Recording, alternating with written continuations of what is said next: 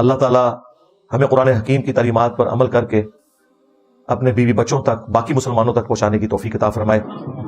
قیامت والے دن ہمیں ان لوگوں میں شمار فرمائے جنہیں رسول اللہ صلی اللہ علیہ وآلہ وسلم کی شفاعت نصیب ہوگی، اور ان لوگوں میں نہ شمار فرمائے کہ جن کی شکایت لگے گی بسبب اس کے کہ انہوں نے قرآن کی تعلیمات کو پیٹ کے پیچھے ڈال دیا تھا. آمین. صلوا علی محمد وآل محمد، اللہم صلی علی محمد وعلی آل محمد واصحاب محمد وازواج محمد وامت محمد اجمعین الی یوم الدین. کہ اچرا بازار لاہور کے اندر ایک کوئی خاتون تھی، وہ اپنے ہسبینڈ کے ساتھ شاپنگ کے لیے گئیں اور انہوں نے ایسا لباس پہنا ہوا تھا جس کے اوپر عربی زبان کی خطاطی ہوئی ہوئی تھی.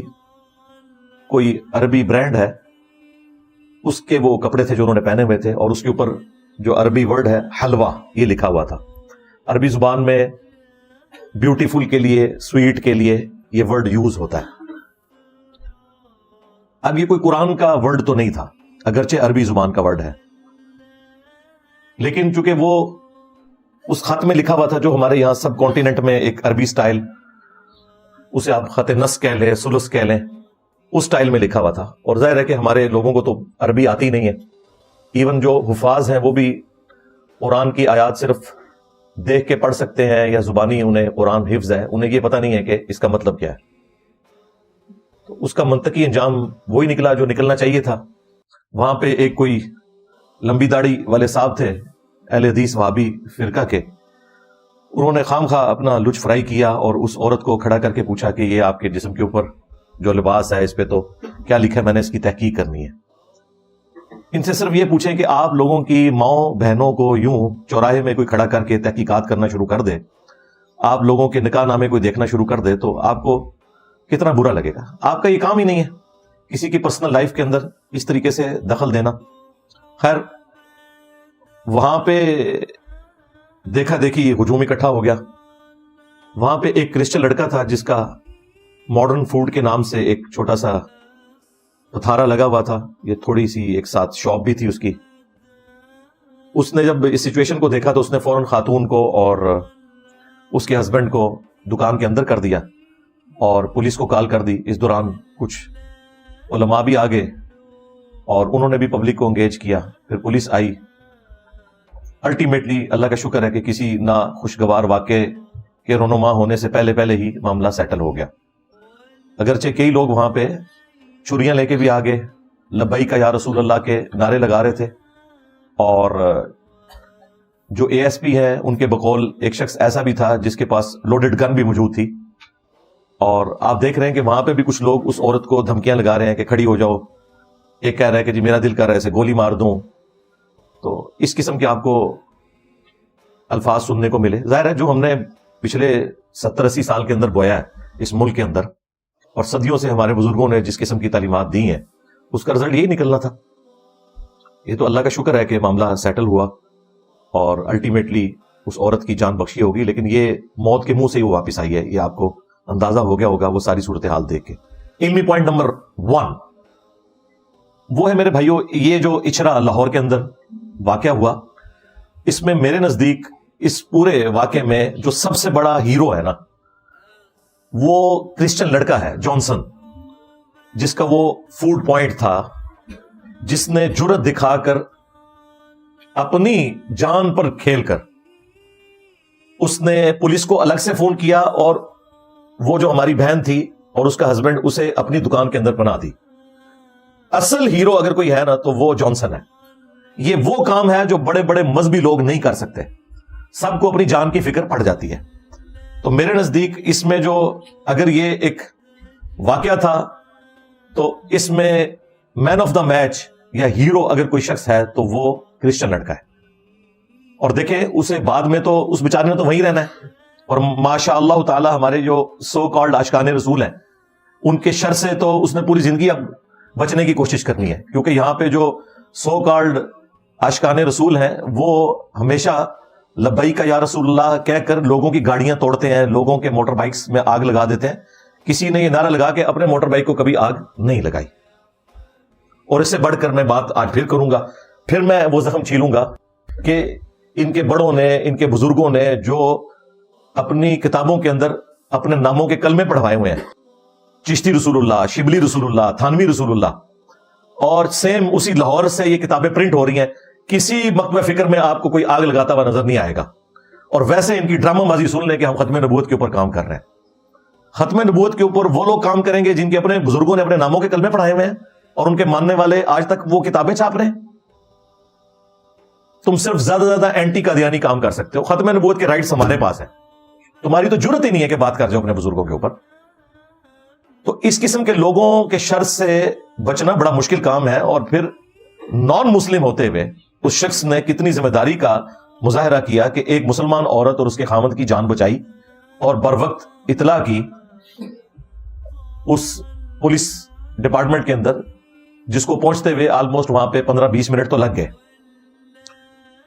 ان 15-20 منٹوں میں کچھ بھی ہو سکتا تھا. لہذا جو کوئی ناخوشگوار واقعہ اس حوالے سے اوائڈ ہوا ہے، اس میں سب سے پہلا کریڈٹ اگر کسی کو جاتا ہے تو وہ کرسچن لڑکا ہے جانسن، حافظہ اللہ تعالی من الجنت والناس. دیکھ لیں آپ کے جو لمبی داڑھی والا ہے، اس نے تو اس عورت کی جان، اس کے خاوند کی لائف ونریبل کی ہے اور ایک کرسچن نے بچا لیا ہے. ظاہر ہے وہ جب ماچا بن گیا آگے جا کے کھڑا ہو گیا کہ تیرے اس لباس کے اوپر کیا لکھا ہوا ہے، تیرا کیا کام ہے بھائی.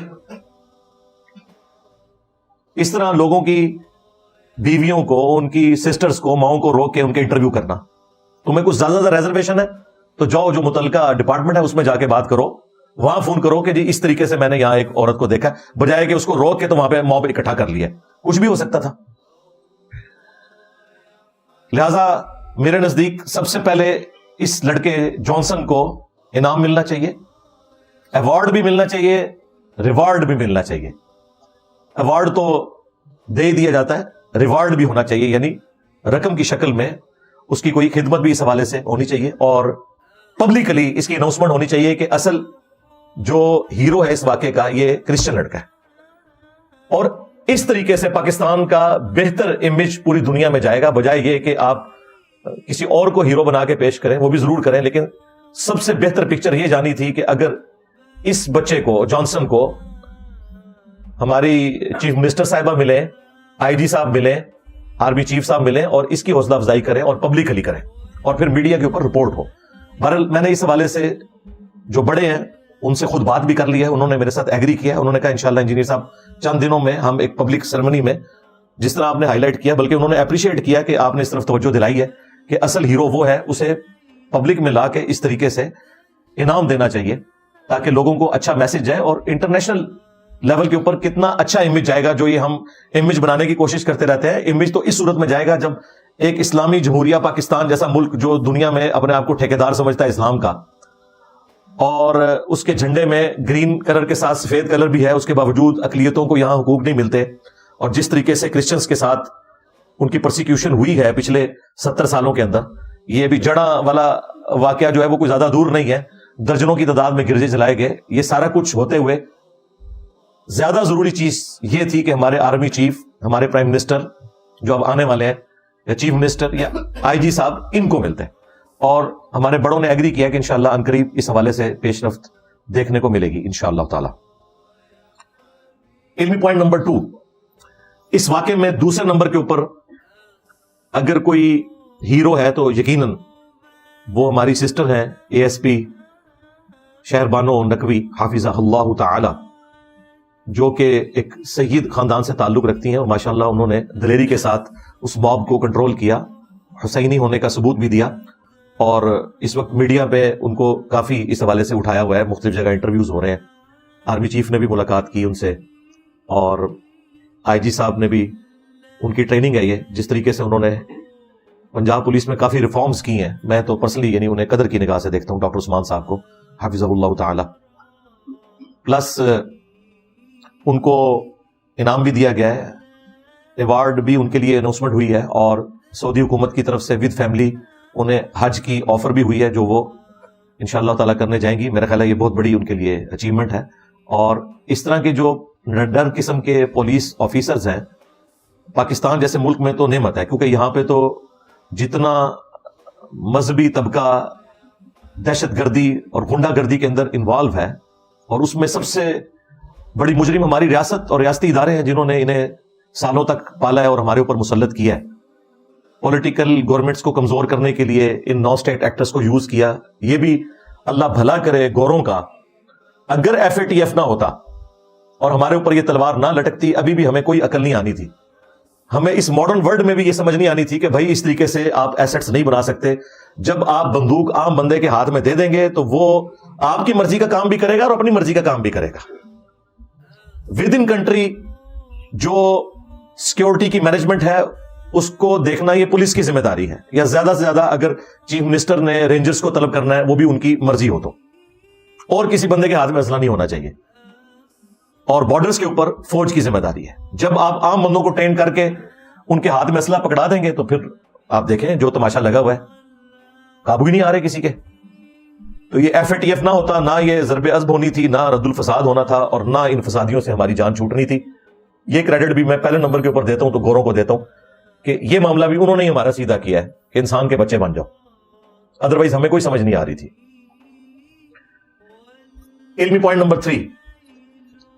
اس کے بعد اگر میں کریڈٹ دوں کسی کو, یعنی وہ جو لڑکا ہے جانسن, اس کے بعد ہمارا جو پولیس کا ڈپارٹمنٹ اور اس میں بھی جو ASP صاحبہ ہیں, ان کے بعد اگر کریڈٹ کسی کو دینا چاہیے تو وہ دو جو علماء حضرات میں سے تھے, ایک وہابی فرقے سے اہل حدیث سے ایک عالم دین, اور ایک TLP کے نمائندہ عالم دین, جو کہ پولیس کے وہاں پہنچنے سے پہلے آ چکے تھے. اگرچہ انہیں بلایا تو اس چکر میں گیا تھا کہ وہ دیکھیں کہ اس کے اوپر لکھا کیا ہوا ہے. اندازہ کریں یہ اسلامی جمہوریہ پاکستان ہے اور مذہبی لوگوں نے اس عورت کو روکا ہوا ہے, اور کسی کو یہ پتا نہیں ہے کہ یہ حلوہ ورڈ جو لکھا ہے اس کا مطلب کیا ہے. حلوہ کھاتے بھی ہیں اور کھلاتے بھی ہیں. ہاں, اس کے باوجود بہرحال ان کو میں کریڈٹ دوں گا اس حوالے سے کہ انہوں نے ایٹ لیسٹ موب کو انگیج کیا, اور انہوں نے کہا کہ جی پولیس آ رہی ہے, اس معاملے کو ہم دیکھیں گے. اور ہمارا جو سیکولر طبقہ ہے انہوں نے یہ والی جو ان کی کنٹریبیوشن ہے اسے اوور لک کیا. بعد میں جو انہوں نے کام ڈالا ہے وہ انشاءاللہ اس کو میں ڈسکس کروں گا, لیکن اس وقت جو 15-20 منٹ کریٹیکل تھے اس میں وہ جو لڑکا جانسن اور اس کے بعد یہ جو دو علماء, ایک وہابی اہل حدیث فرقے سے شاکر صاحب تھے اور ایک وہ TLP کے بڑے نمائندہ سے ہیں لاہور میں, وہ تھے. انہوں نے پبلک کو انگیج کیا ہے اور انہوں نے پبلک کو ان تک پہنچنے سے روکا ہے, اور یہ بالکل ان کا کریڈٹ ہے اور یہ ان سے کوئی نہیں لے سکتا. میں اس حوالے سے انہیں سلام پیش کرتا ہوں, اور اگر میں انہیں سلام پیش کر رہا ہوں تو میرا خیال ہے اس کے بعد انہیں کسی سرٹیفکیٹ کی ضرورت نہیں ہے انشاءاللہ, کیونکہ میں تو کوئی موقع جانے نہیں دیتا کہ مولوی جہاں کہیں اسلام کو نقصان پہنچائیں تو میں ضرور ہائی لائٹ کرتا ہوں. اگر میں کریڈٹ دے رہا ہوں تو یقیناً وہ لوگ جو علماء سے چڑھتے ہیں انہیں بھی یہ کریڈٹ ان کو دینا چاہیے. اگر آپ انصاف کے اوپر قائم نہیں ہوں گے اور کسی کو اچھے کام کے اوپر اپریشیٹ نہیں کریں گے تو مستقبل میں آپ امید نہ کریں کہ وہ مزید کوئی اچھے کام کرے گا. وہ کہے گا بھائی برائی کریں تب بھی گالیاں پڑتی ہیں, اچھائی کریں تب بھی گالیاں پڑتی ہیں, اور اچھائی کرنے سے ڈبل گالیاں پڑتی ہیں, اپنوں کی بھی پڑتی ہیں. ظاہر ہے جو سر پھرے قسم کے مذہبی پرورٹڈ نیچر کے لوگ ہیں وہ تو اس قسم کی ایکٹیویٹی کے بعد کوئی لاش دیکھنا چاہتے تھے, انہیں تو نہیں ملی. ان کی گالیاں بھی وہ کھائیں گے, اور پھر اگر لبرلز بھی اور سیکولرز بھی ان کو گالیاں دیں گے اور ان کی یہ جو اچھائی ہے اسے ہائی لائٹ نہیں کریں گے تو اندر وہ یہ والی اچھائی بھی نہیں کریں گے. ٹھیک ہے, وہ کہیں گے اگر گالی ہی کھانی ہے تو ایٹ لیسٹ ہم کوئی کام ڈال کے تو اپنے لوگوں کی تعریف تو اویل کریں, تو وہ اس طرف چل پڑیں گے. علمی پوائنٹ نمبر 4 وہ ہے میرے بھائیوں, اس پورے انسیڈنٹ کے بعد جو ایک معافی نامہ والا ایشو ہوا, اور بڑے دکھ کی بات ہے کہ پولیس کے لوگوں کی موجودگی میں یہ پوری ایکٹیویٹی پرفارم ہونا, چلے وہ ایکٹیویٹی پرفارم ہوئی, پھر اس کی ویڈیو بننا اور پھر ویڈیو پبلک میں سرکولیٹ ہو جانا, اور کتنی ڈھٹائی کے ساتھ وہ مولوی, ایک وہابی جو اہل حدیث ہے ان کے ساتھ 2-3 ان کے کارندے وہ بھی, اور ساتھ ایک TLP کے تھے جو مولانا صاحب وہ بھی بیٹھے ہوئے ہیں, اور بیچ میں اس بیچاری سہمی بھی عورت کو بٹھایا ہوا ہے, اور ساتھ پولیس بھی کھڑی ہے, اور وہ عورت کہہ رہی ہے کہ جی میں جو کچھ میں نے کیا اس کے اوپر میں معافی مانگتی ہوں. اندازہ کریں, یعنی اگر اس نے کچھ نہیں بھی کیا ہوا, جو یقیناً نہیں کیا, کوئی گستاخی والا ایلیمنٹ تو ہے نہیں اس کے اندر, اسے پکا کر دیا کہ اس نے گستاخی کی ہے, تو میرے بھائی آپ نے تو عوام کو یہ پڑھایا ہوا ہے کہ گستاخ رسول کی ایک ہی سزا سرطن سے جدا, اور آپ تو 295C میں یہ شک بھی ایڈ نہیں کروا سکے کہ اگر کوئی شخص معافی مانگ لے تو اس کی معافی قبول ہے. آپ تو کہتے ہیں گستاخوں کی معافی بھی قبول نہیں ہے, دنیا سے انہیں جنت میں پہنچایا جائے گا. آخرت میں اللہ اور اس بندے کا معاملہ ہے دنیا سے تو ہم اسے نکال دیں گے. تو آپ کی ڈاکٹرن کے اندر تو یہ جو آپ نے مسئلہ کھڑا کیا ہے کہ اس سے معافی منگوائی ہے, یہ تو آپ نے اس کو ولنریبل کر دیا کہ واقعی اس سے کوئی گستاخی ہو گئی تھی. اچھا, اب اگلے دن جب اس چیز کے اوپر اعتراض کیا لوگوں نے تو پولیس ڈپارٹمنٹ نے تو اپنی جان چھڑا لی. وہ جو اے ایس پی صاحب ہیں انہوں نے تو کہا کہ جی یہ میری مرضی سے نہیں ہوا, ہم تو صرف سامنے کیا تھا کہ چلیں, چونکہ انہوں نے پورا ایشو سنبھالنا ہے بعد میں, تو یہاں پہ معافی تلافی والا معاملہ کوئی اس حوالے سے ہو جائے کہ آئندہ کے لیے کوئی ایکٹیویٹی پرفارم نہ ہو. ہم نے اس آگ کو ٹھنڈا کرنا تھا. اگر آپ نے اس آگ کو ٹھنڈا کرنا تھا تو اس کی ویڈیو کیوں بنوائی ہے آپ نے معافی نامے کی؟ یہ تو آپ آگ کے اوپر تیل ڈال رہے ہیں. اور اگر کوئی ویڈیو بنانی بھی تھی تو معافی کے لفظ کے بغیر بناتے ہیں. معافی کا تو مطلب ہے کہ اس نے جرم کیا, اور جرم تو انہوں نے کیا ہے جنہوں نے معافی منگوائی ہے اس سے, اور ان کی اتنی جرت نہیں ہوئی. اب بعد میں وہ انٹرویو دیتے پھر رہے ہیں کہ جی ہمیں بڑی غلطی کا احساس ہے کہ اس وقت ہمیں, بلکہ ایک تو مولوی کہہ رہا ہے کہ میں نے تو اس سسٹر کے کان میں بھی کہا کہ مجھ سے اس حوالے سے ہمیں معاف کر دینا بہن, ہم آپ سے معافی مانگتے ہیں. ویڈیو میں نہیں. دیکھیں کتنے منافق ہیں یہ لوگ,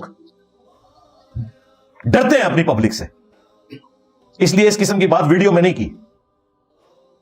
ان کی ماؤں بہنوں کو اس طریقے سے بٹھا کے کوئی جعلی الزام لگا کے معافی دلوائے تو ان مولویوں کے اوپر کیا گزرے گی؟ شرم بھی نہیں آتی ان کو. اور انہیں جو ہے نا اسلام خطرے میں نظر آ جاتا ہے اس حوالے سے. اگر ان لوگوں کی سیریسنس ہوتی نا کوئی گستاخی کے اوپر, یہ تو کوئی گستاخی نہیں تھی, وہ تو اس کے اوپر کچھ نہیں لکھا ہوا تھا. جہاں سراتن گستاخی ہوتی رہی ہے, یہ سارے کے سارے مولوی, یہ سارے کے سارے ریاستی ادارے گونگے شیطان بنے رہے ہیں, بلکہ انہوں نے ایڈ فیول ٹو فائر کیا ہے. ضیاء الحق ڈکٹیٹر کے دور کے اندر جب ٹوائلٹس کے اندر شیعہ کافر کے نعرے لکھے جاتے تھے, آج بھی ہزاروں ٹوائلٹس پاکستان میں موجود ہیں جن میں شیعہ کافر لکھا ہوا ہے. ان بے شرموں کو شرم نہیں آئی ہے کہ شیعہ قرآن کا لفظ ہے؟ وَإِنَّ مِن شِيعَتِهِ لَإِبْرَاهِيمَ, اور بے شک نوح کے شیعہ میں سے ابراہیم بھی تھے, یعنی ان کی جماعت کے لوگ. جس طرح ہم کہتے ہیں کہ پولیٹیکلی ہم شیعان علی ہیں, ہم شیعان ابو بکر ہیں, ہم شیعان عمر ہیں, شیعان عثمان ہیں, پولیٹیکلی ٹرم میں.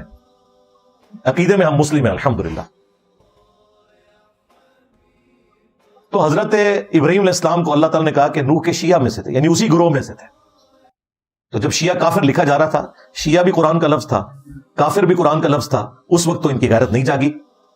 جب اسرائیل مرد آباد لکھ کر جھنڈوں کے اوپر زمین پہ وہ جھنڈے ڈال کر انہیں آگ لگائی جاتی تھی, ان کے اوپر سے گاڑیاں گزرتی تھی اور جوتیوں سمیت مسلمانوں کے مواب گزر رہے تھے, اس وقت کسی مولوی کی غیرت نہیں جاگی کہ یہ اسرائیل لفظ جو ہے یہ قرآن کا لفظ ہے اور ایک پیغمبر کا نام ہے. یا بنی اسرائیل اذکروا نعمتی التی انعمت علیکم وانی فضلتکم علی العالمین. اے اولاد یعقوب, حضرت اسرائیل علیہ السلام کی اولاد, یہ حضرت یعقوب بن اسحاق بن ابراہیم علیہ السلام اجمعین ان کا لقب تھا. یاد کرو میری اس نعمت کو جو میں نے تم پہ کی اور تمہیں تمام جہان والوں پر فضیلت دی. اسرائیل کا ورڈ, ایک پیغمبر کا نام, قرآن میں پوری سورت اس کا نام بنی اسرائیل, اور اسرائیل ورڈ کئی دفعہ آیا. اس وقت تمہیں شرم نہیں آئی ہے؟ اس وقت تمہاری غیرت کہاں مر گئی تھی؟ یہ تو حلوہ ورڈ تو قرآن کا بھی ورڈ نہیں تھا, یہ کوئی آیت بھی نہیں تھی. لہٰذا مجھے یہ کہنے میں کوئی آر نہیں ہے کہ یہ سب کے سب معاملات تمہارے جو عشق قرآن والے یا عشق رسول والے ہیں نا, یہ ٹوٹلی 2 نمبری کے اوپر مبنی ہے. تمہاری یہ فرقہ وارانہ ایک سوچ ہوتی ہے جسے تم ہوا دیتے ہو. باقی اگر تم اس کاز کے ساتھ مخلص ہو, چلو ابھی مجھے جھوٹا کر دو, اپنے مولویوں سے کہلواؤ, نمائندہ علماء سے, کہ جو ہم شیعہ کافر کے نعرے لگواتے رہے اور ٹوائلٹس میں لکھواتے رہے یا ہمارے لوگوں نے لکھے, سب کے سب توہین قرآن کے مرتکب ہیں. لگواؤ ساروں کے اوپر 295C. میں دیکھتا ہوں تم لوگ اپنے گھروں سے بھی نہیں نکل سکو گے, تمہاری جرت نہیں ہے بات کر جو. تو چھوڑ دو, یہ دھوکہ دینا چھوڑ دو. عوام کو کافی بٹ تم لوگوں نے بنا لیا. اور ان لوگوں کا حال تو یہ ہے کہ 1994 کی بات ہے آلموسٹ, ایک حافظ قرآن تھا گجرانوالہ میں, ڈاکٹر رضوان نام کا. اس بیچارے نے قرآن کے جو پھٹے ہوئے اوراق تھے پرانے, انہیں آگ لگائی, تلف کیا. تو انہوں نے موب اکٹھا کر کے اسے شہید کر دیا, حافظ قرآن کو. آج دیکھ لیں آلموسٹ 30 سال ہو چکے ہیں, اور میں نے اپنی کئی ویڈیوز میں اس واقعے کو ہائی لائٹ کیا, کیونکہ میں اس وقت آلموسٹ FSC میں پڑھتا تھا. مجھے صحیح طرح یاد ہے، ہم اس وقت سبز پگڑی باندھتے تھے، ہم بھی خود وہ باپا جانی کے ساتھ اٹیچ تھے، ہم بھی بڑے خوش تھے کہ بڑا گستاخ قرآن جو ہے وہ اس کے ساتھ صحیح ہوا. ہمیں کیا پتا تھا کہ یہ ہمارے ساتھ کھلواڑ ہو رہا ہے. کسی عالم دین کو شرم نہیں آئی ہے جس طریقے سے انہوں نے اس شخص کے ساتھ ظلم کیا. ان کی یہ بھی جرت نہیں ہے کہ یہ بتا دیں کہ قرآن حکیم کے پرانے جو اوراق ہیں انہیں تلف کرنے کا سب سے سیف طریقہ، سب سے ادب پر مبنی طریقہ یہ ہے کہ انہیں آگ لگائی جائے. علمی پوائنٹ نمبر 5،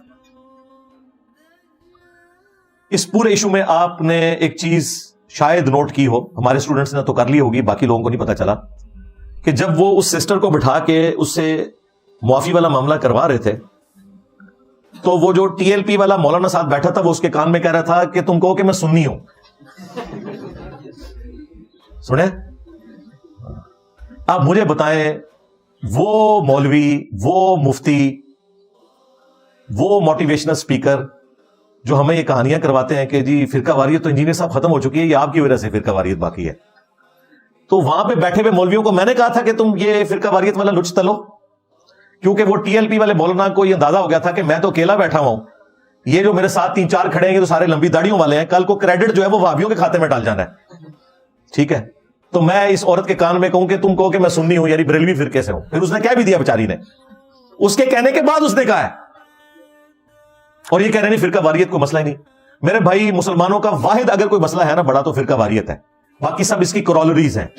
ہاں جی، وہ غیر مسلم سازشیں کر رہے ہیں، سرکار غیر مسلم نہیں سازشیں کر رہے ہیں، سازشیں مسلمان کر رہے ہیں اسلام کے خلاف، اور غیر مسلموں کا تو کام ہے یہ سازشیں کریں گے.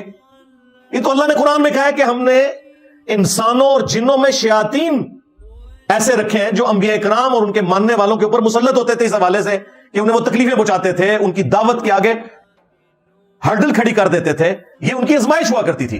پھر اللہ تعالیٰ اپنے پیغمبروں کو بچا لیا کرتا تھا، اپنے نیک لوگوں کی حفاظت کیا کرتا تھا، لیکن وہ اپنی سازشیں کرتے تھے.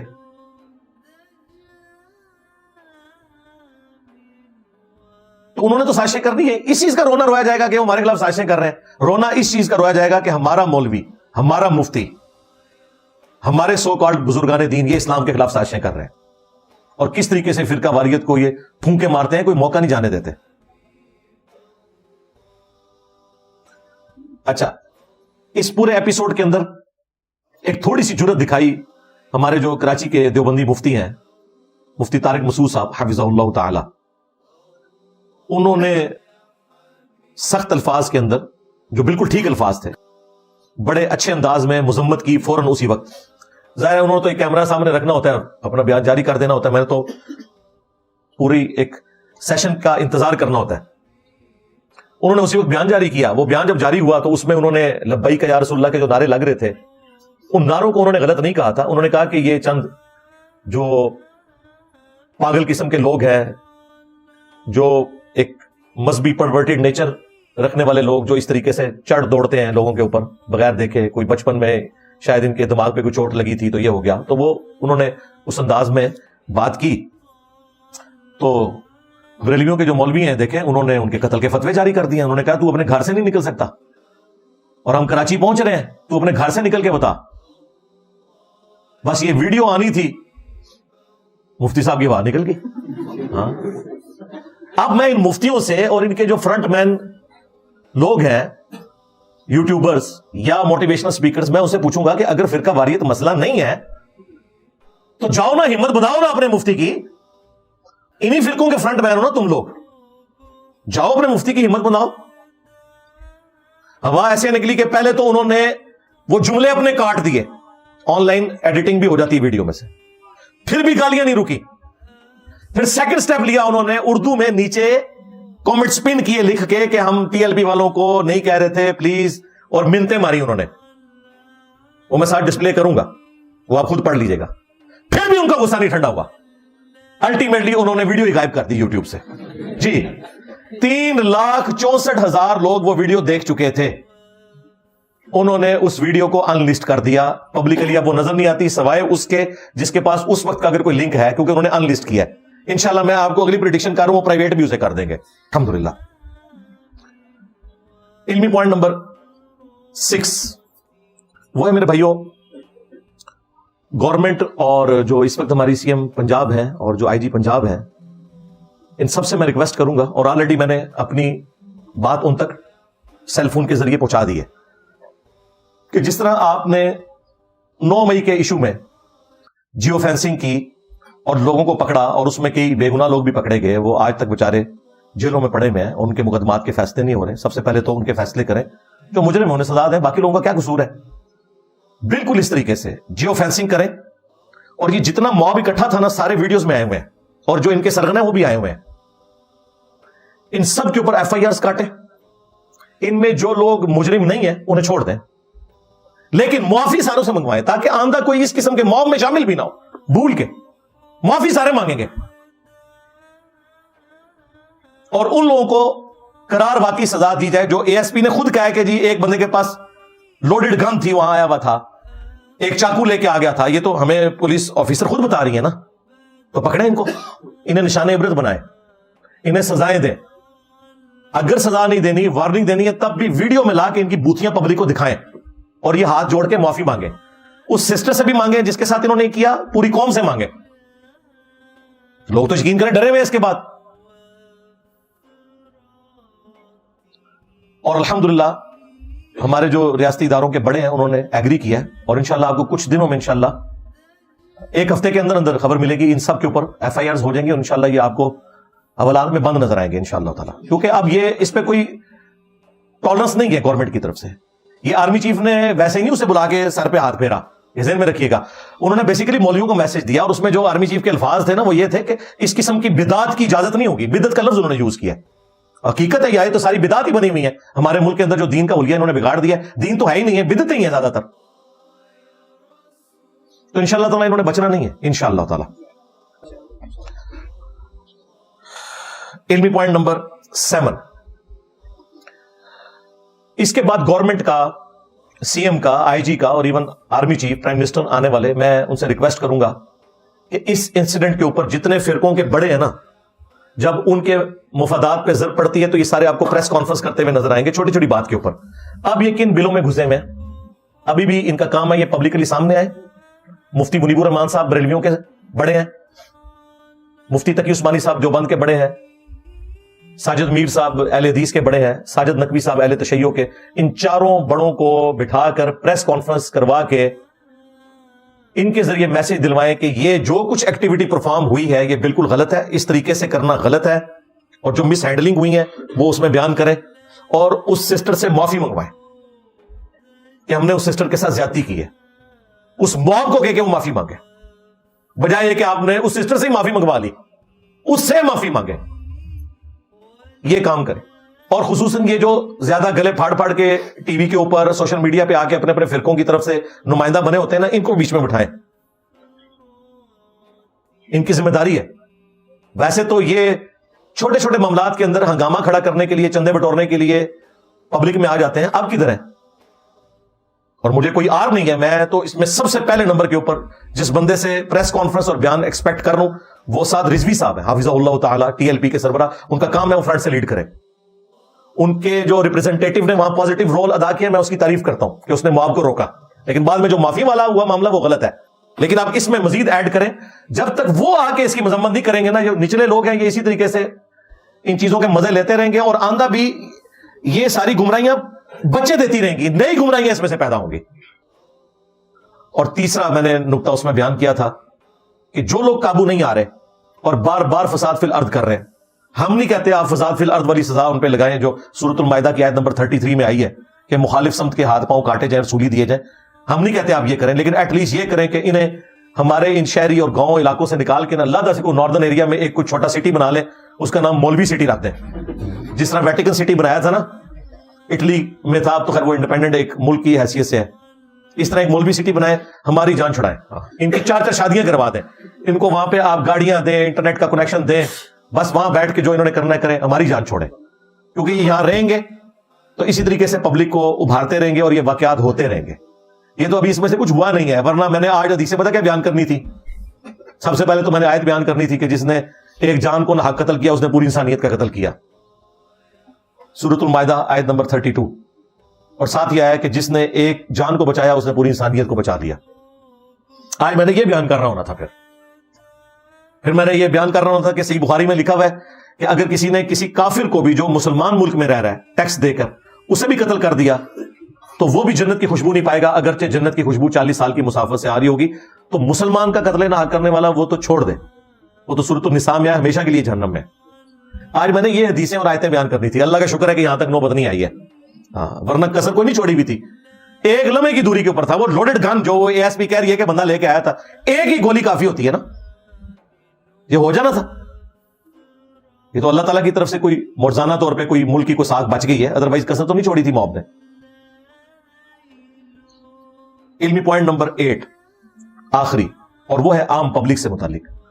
اس میں مجھے یہ بات کہنے میں کوئی عار نہیں ہے کہ آپ جن جوہلا کے ملک میں رہ رہے ہیں وہاں پہ اس طرح کے معاملات میں ہمیں خود بھی احتیاط کرنی چاہیے۔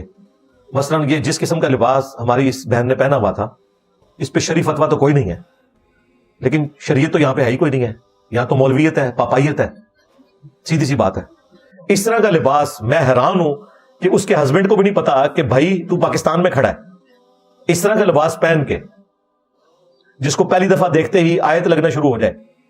ٹھیک ہے آپ یورپ امریکہ میں بے شک پھریں، کوئی مسئلہ نہیں ہے، ایون یہ تو مشہور برانڈ ہے دبئی میں، سعودیہ میں لوگ پہن رہے ہیں، وہ برانڈ والے بھی بیچارے ان کو بھی فکر پڑ گئی کہ برانڈ ہی نہ ہمارا بیٹھ جائے، انہوں نے باقاعدہ جو ہے اس حوالے سے اپنی کلیریفیکیشن دی ہے کہ ایسا کوئی مسئلہ نہیں ہے، لیکن پاکستان میں بھائی مسئلہ ہے، سیدھی سی بات ہے۔ ابھی تو مجھے ڈر ہے کہ اگر کسی دکان پہ اس طرح کی چیزیں رکھی ہیں تو وہ دکانیں بھی ذرا اپنے لیے کوئی احتیاط کا معاملہ کر لیں۔ اور جس ملک کے اندر ٹیلی نار کو کلمہ لکھ کے لگانا پڑ جائے اپنے ہیڈ آفس کے باہر، اب ٹیلی نار والوں کا کیا کام ہے کہ وہ کلمہ لکھ کے لگائیں، تو وہاں تو کچھ بھی ہو سکتا ہے۔ تو ہمیں بھی اس حوالے سے احتیاط کرنی چاہیے، اور یہ احتیاط کرنا ضروری ہے کیونکہ ہم ان جوہلا میں رہ رہے ہیں۔ اس کو سپورٹیو حدیث ہے بخاری اور مسلم کی، اما عائشہ سلام اللہ علیہا سے نبی الاسلام نے فرمایا، اے عائشہ اگر تیری قوم نئی نئی جہالیت سے نہ پھری ہوتی تو میں حتیم کو توڑ کر کعبے کے اندر کر دیتا، ابراہیم علیہ السلام کی بنیادوں کے اوپر کعبے کو کھڑا کر دیتا، کیونکہ وہ حتیم جو چھوٹی سی دیوار آپ کو باہر نظر آ رہی ہے وہ کعبے کا حصہ ہے۔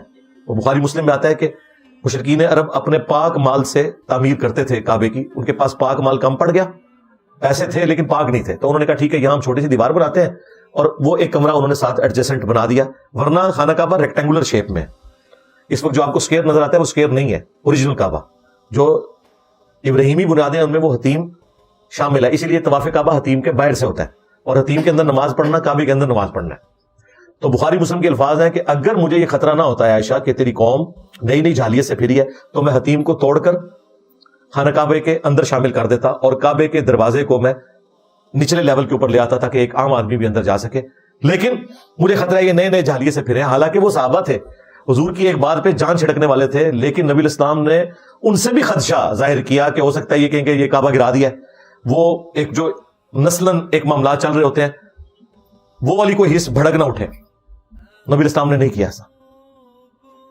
تو آپ کو بھی اس ملک میں اس طرح کے معاملات کے اندر احتیاط کرنی چاہیے۔ اور جو بی بی سی نے وہ سوشل ایکسپیریمنٹ دکھایا ہے جو بنگلہ دیش میں انہوں نے کیا ہے، بنگلہ دیش میں مردوں کو عام عادت تھی کہ کسی بھی دیوار کو دیکھ کے کیا داڑھی والا ہے، کیا ٹوپی والا ہے، کیا پینٹ شرٹ والا ہے، کیا شلوار قمیض والا ہے، یہ بھی نہیں دیکھنا، پاس سے عورتیں گزر ہی نہیں ہیں، پبلکلی انہوں نے دیوار کی طرف منہ کر کے، جس طرح یہاں پہ بھی ہے لیکن اس بڑے لیول کے اوپر نہیں، یہاں تو لوگ پکڑ بھی لیتے ہیں، تو پیشاب کرتے تھے۔ انہوں نے بڑا اس کا تدارک کر کے دیکھا، پھر الٹیمیٹلی ان کو کسی نے مشورہ دیا کہ آپ جو یہ لکھ کے لگا رہے ہیں نا یہاں پیشاب کرنا منع ہے بنگلہ لینگویج کے اندر، اس کی بجائے آپ اسے عربی رسم الخط میں جس میں قرآن لکھا جاتا ہے نا اس سٹائل میں آپ لکھ دیں کہ یہاں پیشاب کرنا منع ہے۔ اور انہوں نے یہ کیا، انہوں نے دیوار پہ بڑے خوبصورت بالکل قرآن کی جو خطاطی اس کے سٹائل میں لکھا کہ یہاں پہ بال کرنا منع ہے، اور پھر انہوں نے کیمرے سے چھپ کے ویڈیوز بنائی ہیں کہ جو بندہ بھی وہاں جاتا تھا وہ جیسے ہی بیٹھے لگتا تھا وہ سامنے دیکھتا تھا قرآن لکھا ہوا ہے، وہ فوراً جو ہے سائڈ پہ ہو جاتا تھا، اور کئی لوگ یوں چوم رہے ہیں اسے ایسے کر کے پیشاب کو، وہ جو لکھا ہے نا بال کرنا منع ہے اس لفظ کو چوم رہے ہیں، جیسے پاکستانیوں کو حلوے کا مطلب نہیں پتا، بنگالیوں کو بال کا مطلب نہیں پتا کیا ہے۔ ہماری یہ حالت بنی ہوئی ہے میرے بھائی، ہمیں کوئی تراجم کا نہیں پتا کہ قرآن کے اندر لکھا کیا ہوا ہے۔ تو اصل جرم ہم مسلمان کر رہے ہیں کہ قرآن کو سمجھ کے نہیں پڑھ رہے، اور پھر پریشان ہے کہ امت گمراہی کی طرف کس طرح چلی گئی۔ وہ تو پہلے ہی بتا دیا گیا تھا، صحیح مسلم میں حدیث ہے، اللہ تعالیٰ اس قرآن کی وجہ سے قوموں کو عروج دے گا، اور قوموں کو زوال بھی دے گا قرآن کے ذریعے. اسی کو ڈاکٹر اقبال نے جو ہے وہ جواب شکوہ میں بھی کہا، وہ زمانے میں معزز تھے مسلمان ہو کر اور تم خوار ہوئے تارک قرآن ہو کر. یہ مسلم شریف کی حدیث کا ترجمہ ہے کہ ہمارے جو اسلاف تھے صحابہ اور اہل بیت، تابعین تبع تابعین علیہم السلام اجمعین ورضی اللہ عنہم اجمعین، ان لوگوں کی کامیابی کا راز تھا قرآن کو پکڑنا، اور ہماری خاری کے پیچھے جو اصل جرم ہے وہ قرآن کو پیٹ کے پیچھے ڈالنا ہے. اور یہ تو دنیا میں سزا ہے، ابھی آخرت کی سزا ولیعوذ باللہ تعالی باقی ہے. وقال الرسول یا رب ان قوم اتخذوا هذا القرآن مہجورا، اور رسول اللہ شکایت کریں گے قیامت کے دن کہ یا اللہ میری قوم نے، میری امت نے قرآن کو پیٹ کے پیچھے ڈال دیا تھا. اللہ تعالی ہمیں قرآن حکیم کی تعلیمات پر عمل کر کے اپنے بیوی بچوں تک، باقی مسلمانوں تک پہنچانے کی توفیق عطا فرمائے. قیامت والے دن ہمیں ان لوگوں میں شمار فرمائے جنہیں رسول اللہ صلی اللہ علیہ وآلہ وسلم کی شفاعت نصیب ہوگی، اور ان لوگوں میں نہ شمار فرمائے کہ جن کی شکایت لگے گی بسبب اس کے کہ انہوں نے قرآن کی تعلیمات کو پیٹ کے پیچھے ڈال دیا تھا. آمین. صلوا علی محمد وآل محمد، اللہم صلی علی محمد وعلی آل محمد واصحاب محمد وازواج محمد وامت محمد اجمعین الی یوم الدین. آمین.